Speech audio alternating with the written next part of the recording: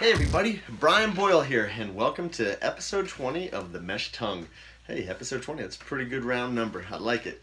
And today I'm going to talk to you about something that could be considered like a mood ring. I could tell you maybe a little bit about what kind of mood the person's in, whether it's a playful mood or whether it's just kind of a not feeling so great mood, because there's some crazy colors and stuff out there. But we're going to talk about compression socks in particular. Now we can talk about calf sleeves and some of the other compression garments that are out there, like the pants and tops and such.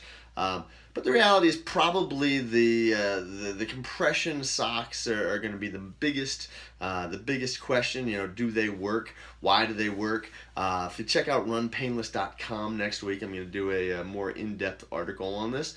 But I wanted to at least give you some information now as to the compression sock theory. So compression is measured in millimeters of mercury. So if you're looking at something that says mm capital Hg, that's millimeters of mercury. That's how they measure the pressure that something is being compressed into. If the moderate kind of thing to be compressed, if it's a very mild, starts off about 8 millimeters of mercury, goes up to 15. It can go 15 to 12, so 8 to 15, 15 to 20, 20 to 30, and then 30 to 40 is typically a very firm pressure. And that's when you're looking at somebody that may have some medical condition like lymphedema, elephantitis, that sort of thing, where they've got extreme fluid volume that they've got to compress out. There may be some venous ulcers because of that.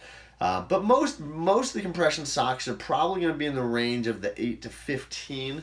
Mild compression. Beyond that, the costs get a little bit more, and so sometimes you have to go with a very custom fit in that, so the cost does go up. So if you're getting a cheaper pair of compression socks, more than likely it's very mild. It's 8 to 15 millimeters of mercury. Now, why is that important? So the research is very kind of inconclusive as to why it works in the running economy phase of things. So, it doesn't show a whole lot of statistical information saying that, yes, if you wear something compression, you're going to have faster times. Your biomechanics are going to be all of a sudden, you're no longer going to be a heel striker. You're going to be like a midfoot striker. You're going to be faster. You're going to drop these times. It doesn't work that way. But what it does do is, if you perceive that something is giving you a benefit. We talked about this with the sunglasses, if you'll recall, a couple episodes ago.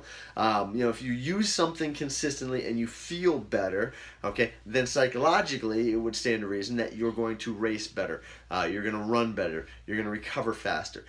They're showing that it can help clear blood lactate, which will again have an effect on fatigue resistance, and also then recovery. What you'll also notice is that you'll feel better and you'll recover and you'll be able to go into another run. And here comes my guys. This is sometimes one of the things that they love to do. All right, well, that was pretty crazy. I'm going to save you from that one because the kids got a little out of control. It's bedtime. So what I recommend is that you try the socks, and so there's different types. Everyone has their favorite brand. Some people like Seamless, some people like the Smart Wool. Depends on the type of day and the weather and the race that you're in, the conditions. So recommend trying the socks. Right now they're not as cost prohibitive as they used to be. Compression socks used to be rather expensive. When I first started recommending them to people, we'd have to send them to medical supply companies. They would have to go pay 60, 70, 80 bucks for a pair. And they were typically white, kind of hospital white. So now you've got all sorts of cool colors and things, and so they've certainly become more popular. So the reality of it is that it's not cost prohibitive to try them. It may help in your recovery process, may not help the times and things, but it may help when we think about recovery, your ability to perform repeated exercise day in, day out, push that blood back from the feet back up to the heart. heart, help with clearing lactate, and again, if nothing else, that they should do no harm. And at the end of the day, that's exactly what we want. So, hey, Brian Boyle here. Check out runpainless.com. As always, if you find value in this, make sure to share that. Share this with your friends, family, training partners. I appreciate it. And hey, thanks for checking out episode 20 of the Mesh Tongue.